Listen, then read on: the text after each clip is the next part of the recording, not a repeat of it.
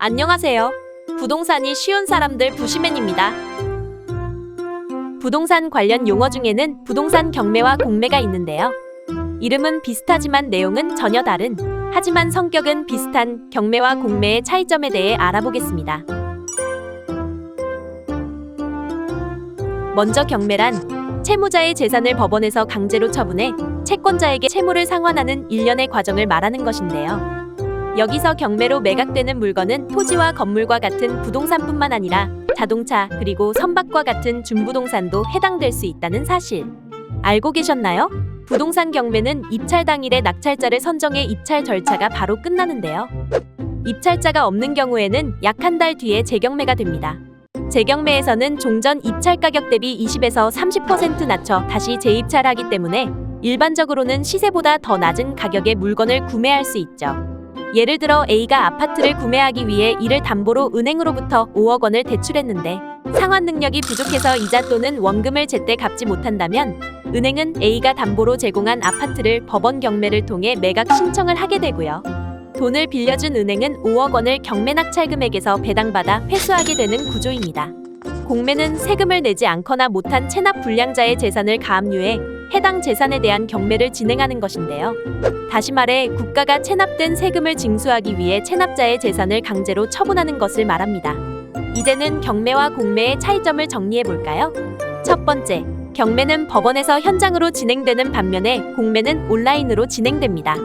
경매는 법원에서 지정한 입찰일에 매수인이 직접 가서 비공개 입찰을 해야 하고, 공매는 한국자산관리공사 캠코에서 운영하는 온비드 홈페이지를 통해 온라인으로 입찰 과정을 진행합니다.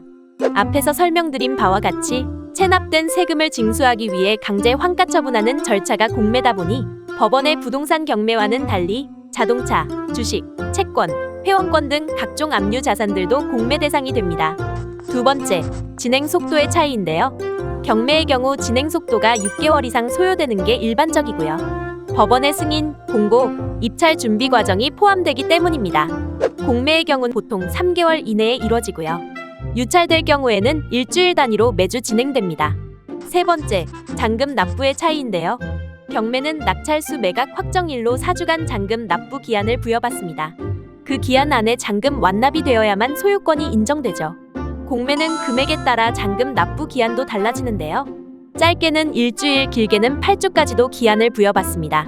단, 낙찰 대금이 3천만 원 미만일 경우라면 7일 이내에 납부해야 되는 경우도 있을 수 있습니다. 네 번째, 인도명령 제도가 있느냐는 건데요.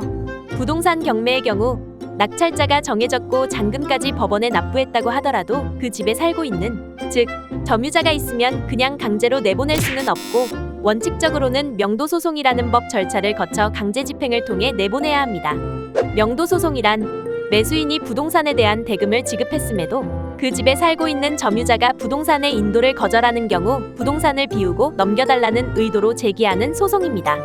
경매 낙찰자 입장에서는 낙찰을 받아 정상적인 소유자가 됐음에도 불구하고 또 다시 소송을 거쳐 결정이 날 때까지 상당 기간 해당 부동산에 대한 재산권을 정상적으로 행사할 수 없는 불이익이 발생할 수밖에 없습니다.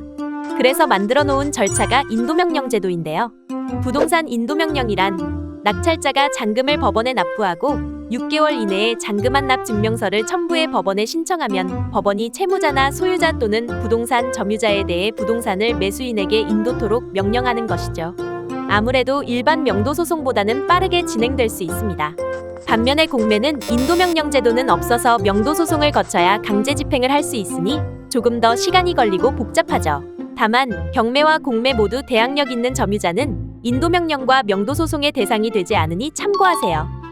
지금까지 경매와 공매의 차이점에 대해 빠르게 알아보았는데요. 글자는 한자 차이인데도 많은 것들이 다르네요. 오늘 영상도 유익하셨다면 구독과 좋아요 눌러주세요. 다음에 더 유익한 영상으로 찾아뵙겠습니다.